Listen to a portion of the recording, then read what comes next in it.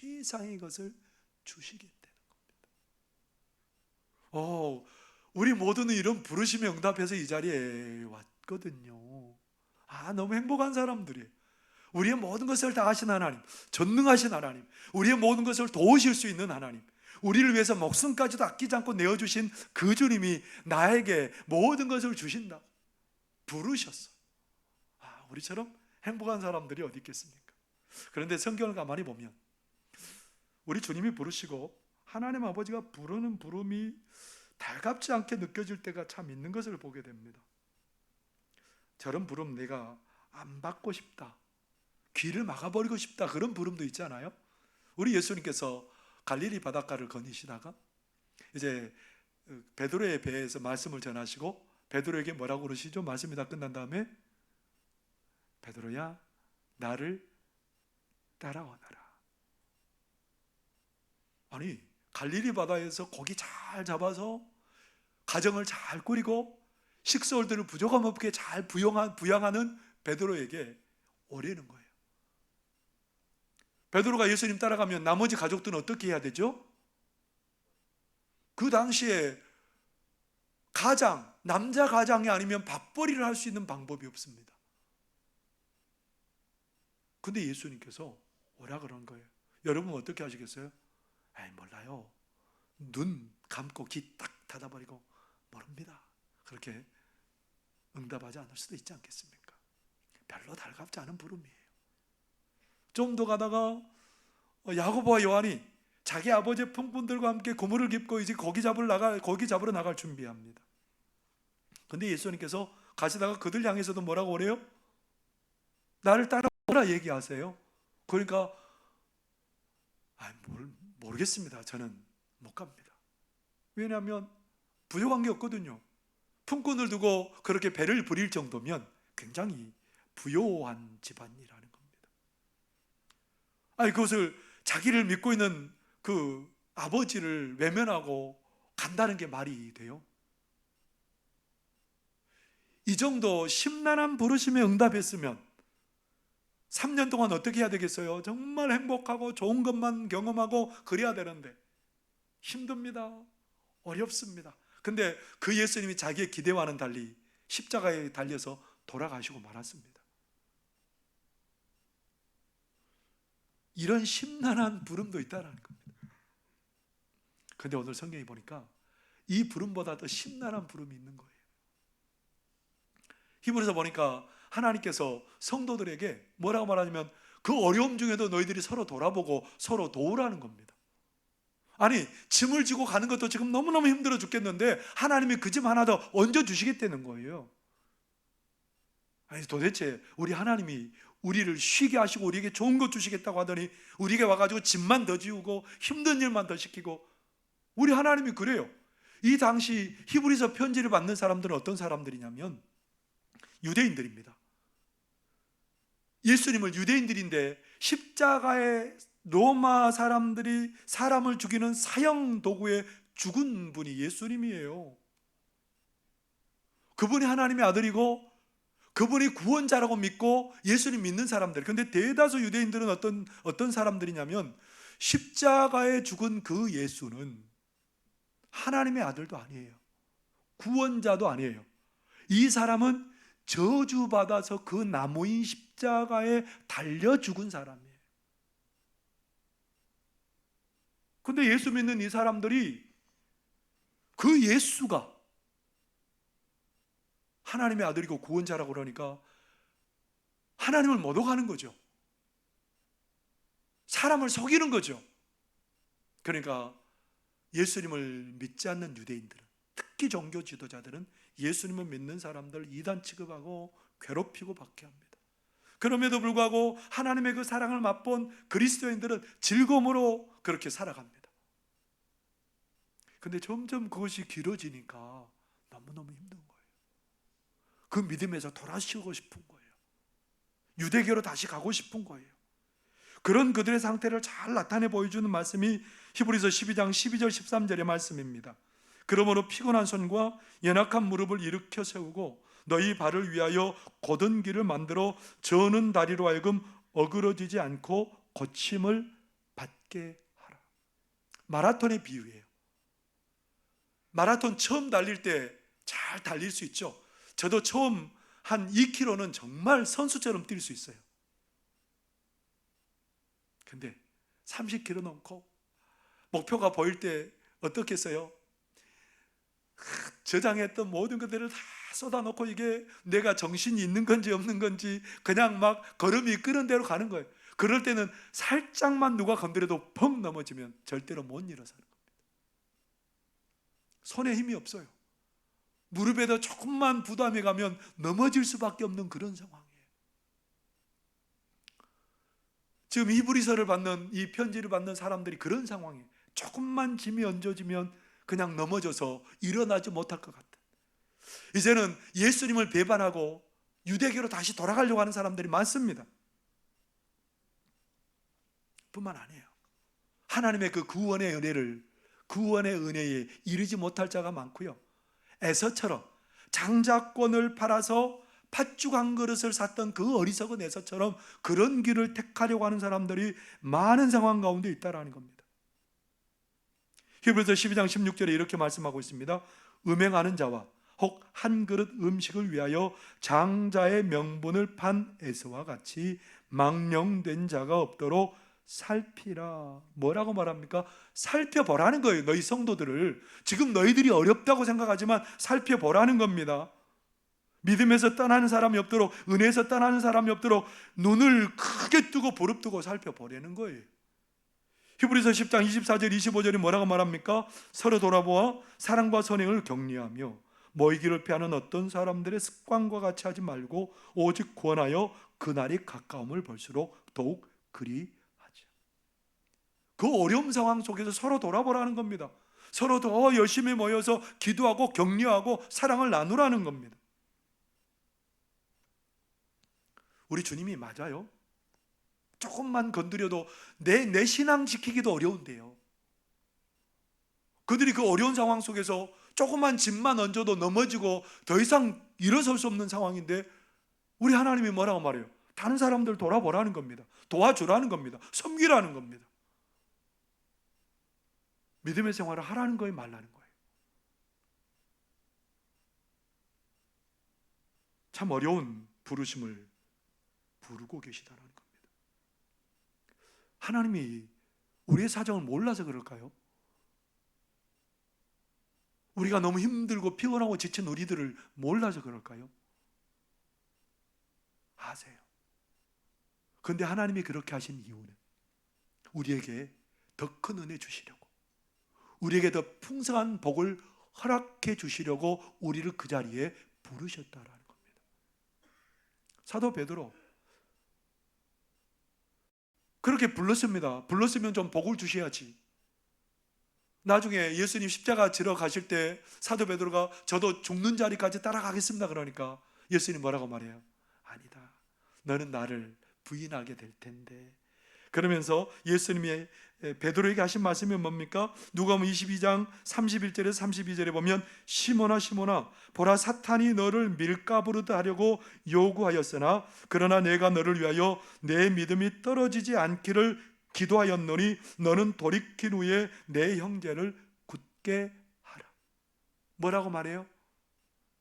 네가 나를 배반할 거다마는 돌이킨 후에 너가 형제를 굳게 세우는 일을 해라. 짐을 하나 얹어주는 거죠. 그런데 예수님의 말씀대로 베드로가 부인했습니다. 예수님을 부인하고 갈릴리에서 베드로 고기 잡아먹고 이제 물가에 나왔는데 고개를 푹 숙이고 있는 베드로에게 예수님이 뭐라고 말씀하세요? 부활하셔서 그를 만난 예수님께서 베드로야 네가 나를 사랑하느냐, 그 사랑을 물었습니다. 사랑한다고 고백하는 베드로에게 뭐라고 말해요? 3번이나 계속해서 말씀을 하시는 게 뭘까요?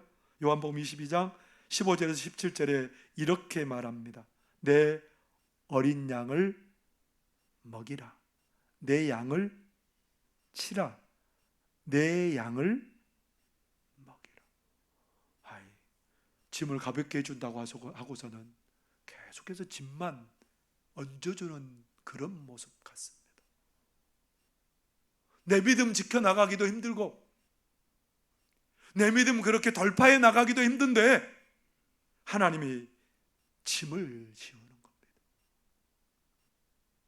이해가 되세요? 베드로를 완전히 주저앉히고 싶으신 하나님의 마음일까요? 짐이 무거워서 베드로로 하여금 더 이상 살아갈 수 있는 용기를 잃어버리게 하시려고 베드로를 그렇게 부르셨을까요? 오순절 마가의 다락방에 성령이 임하고 베드로도 성령이 충만함을 받았습니다. 그런데 베드로가 성령 충만해서 나가서 예수님을 전하는데 한꺼번에 3,000명, 5,000명씩이 돌아옵니다.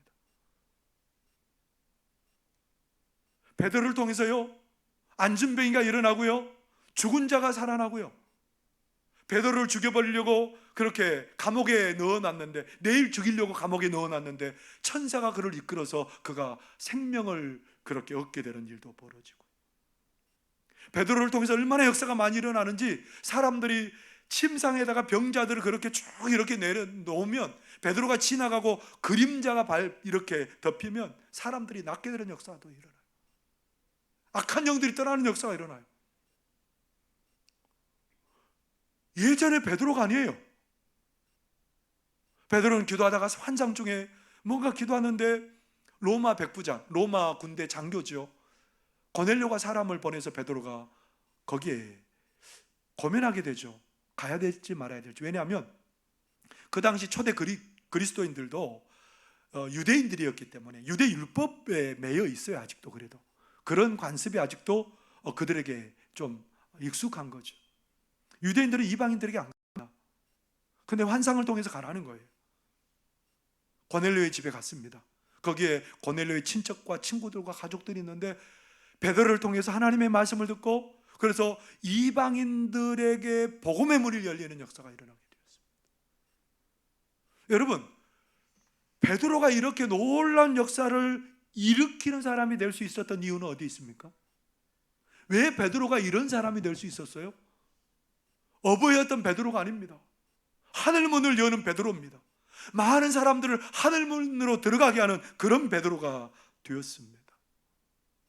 하나님이 베드로를 부르신 이유는 이 놀라운 은혜와 복을 베드로에게 주시려는 하나님의 마음이 있었습니다.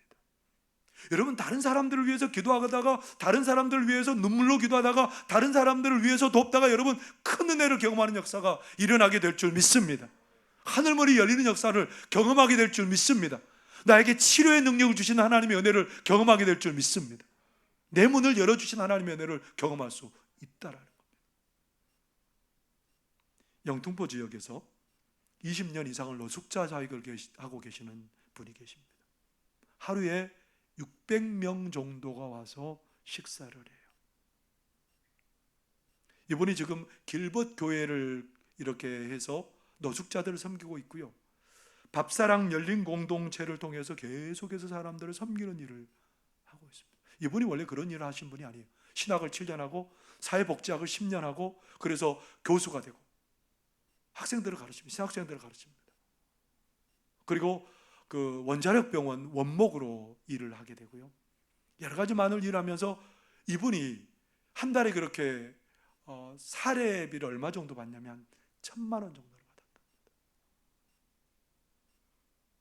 부족함이 없죠. 그런데 어느 날 지방에 강의를 갔다가 새벽 열차를 타고 영등포역에 내렸습니다. 그 추운 겨울에 영등포역에 내렸는데 빨간 원피스를 입은 젊은 여성이 쓰레기통을 뒤지면서 그 쓰레기를 먹고 다가갔습니다. 왜 이 추운 새벽에 나와서 쓰레기통을 뒤지? 저녁에 나오면 남자들 때문에 못 나오고요, 이 새벽에 나와서 그런 일을 한다는 겁니다. 목사님이 너무너무 마음이 아파서 이제 그 노숙인들을 돕는 일을 시작하게 되었습니다. 노숙인들을 도와서 교회에 와서 사람들이 밥을 먹고, 그러니까 교인들이 점점 안 나옵니다. 자기 아내와 두 딸도 그 목사님이 하는 일을 계속해서 처음에는 도왔는데 나중에는 결국은 이혼을 요구하고 두 딸과 함께 미국으로 떠나버리고 말았습니다. 엄청난 중압감 때문에 한쪽 청력을 잃어버렸습니다.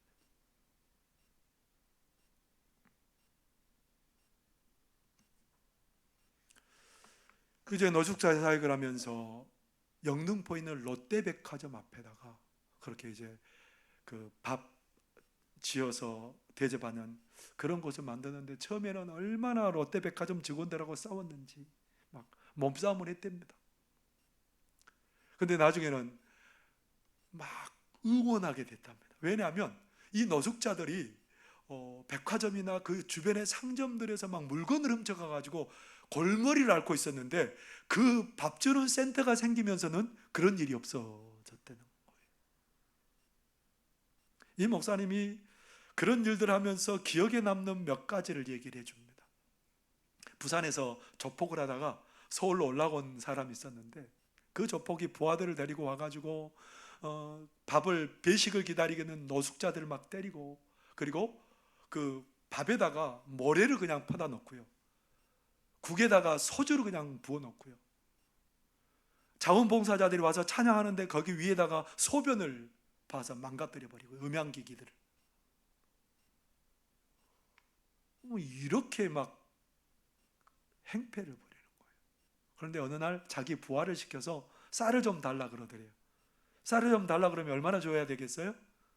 뭐 검정 비닐봉지로 한 봉지 줄 수도 있는데, 더 이상 좀 괴롭히는 게 너무 좀 안 괴롭혔으면 좋겠어서 쌀 한 포대를 그냥 보냈답니다.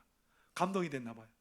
그 다음날 와가지고 자기 여자친구가 아이를 가졌으니까 이제 그 아이를 낳아야 되는데 좀 도와달라는 거예요. 한 번만 도와주면 내가 목사님 형님으로 내가 부르고 따르겠다.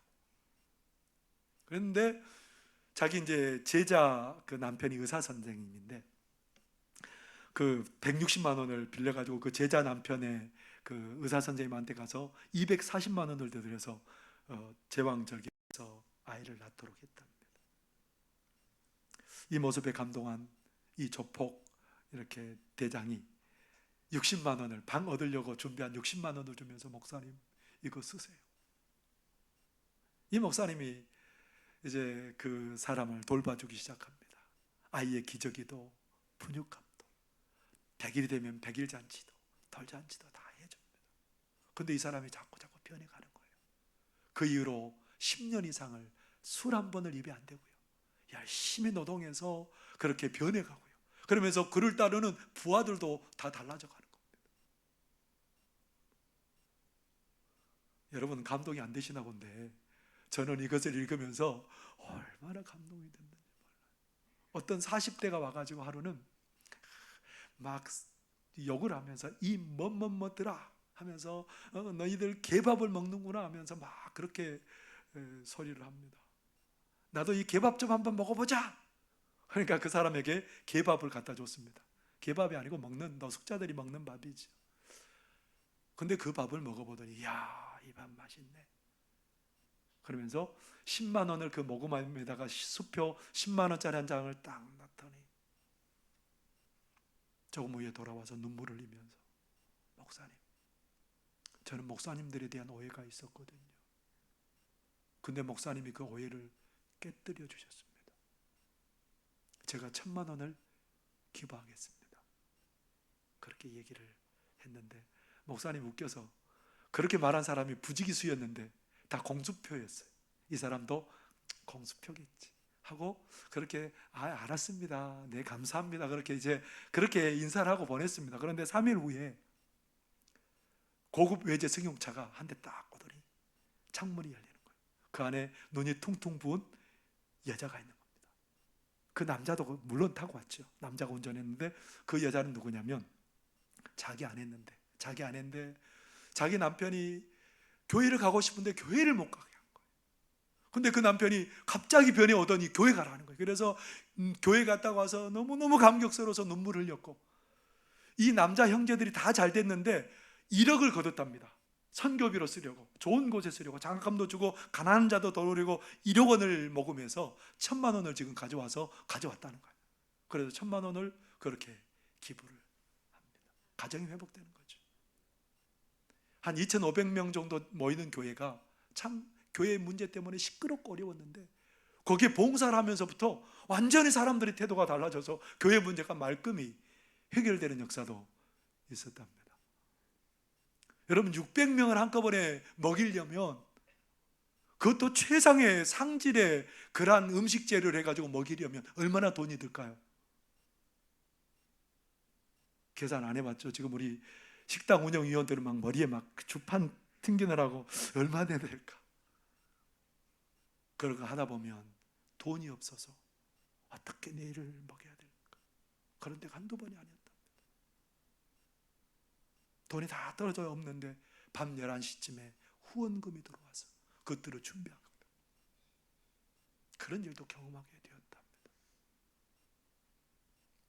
하나님이 이 목사님을 무너뜨려 버리시려고 이런 자리로 부르셨을까요? 오히려 그 목사님은 내가 목회하는 생활 중에 가장 의미 있고 뜻있는 그 목회 생활이 이 생활이라고 그런 고백을 합니다. 그러면서 그 목사님은 한 기자가 이런 질문을, 한 그 책을 쓰는 그 저자가 이런 질문을 하죠. 목사님이 믿는 예수란 어떤 분입니까? 그렇게 물으니까 이 박기돈 목사님이 이렇게 대답합니다. 하나님의 아들이요, 인류의 구원자라는 것은 두말할 것도 없고, 나한테는 배고픈 자들을 먹이시고 너희도 가서 이와 같이 하라고 말씀하신 분입니다. 지금도 역시 너도 이와 같이 하라고 말씀하십니다. 이해되지 않는 일로 우리를 부르신 것 같지만, 그러나 우리 하나님 우리를 부르셔서 그 일을 통해서 놀라운 은혜와 복을, 상상하지 못할 은혜와 복을 우리에게 부어주시는 분이 우리 하나님입니다. 우리 하나님께서 우리를 부르셔서 우리를 무너뜨리지 않으세요. 이해할 수 없는 부르심이지만 그 부르심에 응답할 때에 예상하지 못하는 그 놀라운 은혜와 복을 경험하게 될 줄 믿으시기를 바랍니다.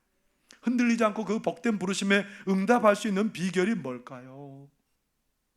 우리는 흔들리지 않는 하나님의 나라를 유업으로 받은 사람들이에요. 여러분이 유업으로 받은 하나님의 나라는 절대로 누구도 흔들 수 없을 줄 믿습니다. 여러분이 바라보는 그 예수님이 앞서행하시고 우리와 함께 하시고, 그 예수님이 이미 하나님께서 부르셔서 그 놀라운 복을 주셨습니다. 그 말씀이 무슨 말씀이에요? 히브리서 12장 2절의 말씀입니다. 믿음의 주요 또 온전하게 하시는 이인 예수를 바라보자. 그는 그 앞에 있는 기쁨을 위하여 십자가를 참으사 부끄러움을 개의치 아니하시더니 하나님 보좌 우편에 앉으셨느니라. 목숨을 버리는 그 자리에 부르셨지만 가장 영광스러운 자리에 우리 주님 앉게 되셨답니다. 모든 무릎이 예수님 앞에 꿇게 되는 역사가 일어나게 되었답니다. 사랑하는 성도 여러분, 하나님이 우리를 부르심은 복된 부르심입니다. 성도들을 섬기라고 부르심은 우리를 어렵게 하는 부르심이 아니라 하나님의 복을 경험하는 새로운 자리로 부르시는 부르심인 줄 믿습니다. 하나님은 말씀하십니다. 성도들을 잘 돌아보고 잘 살피라고 우리에게 다시 한번 우리를 부르시는 그 음성에 응답하고 살아가는 저와 여러분의 삶이 되시기를 바랍니다. 기도하겠습니다. 사랑하시는 하나님 아버지, 이해할 수 없는 부르심이었지만 그 부르심을 통해서 놀라운 복과 은혜를 우리에게 주시는 줄 믿습니다. 내게 오라고 말씀하시고 그 오라는 음성에 응답하는 자마다 하나님 생각하지 못할 은혜를 경험하게 될 줄 믿습니다. 우리가 흔들리지 않는 나라를 유업으로 받은 사람들입니다. 우리 주님이 나와 함께 하시고 이미 믿음의 본을 보이시고 우리를 따라오라고 말씀하십니다. 그 자리가 복된 자리고 생명의 자리고 능력의 자리가 될 줄 믿습니다. 부르심에 응답하여 살아가는 우리 모두가 되도록 도와주옵소서. 예수님 이름으로 기도하옵나이다. 아멘.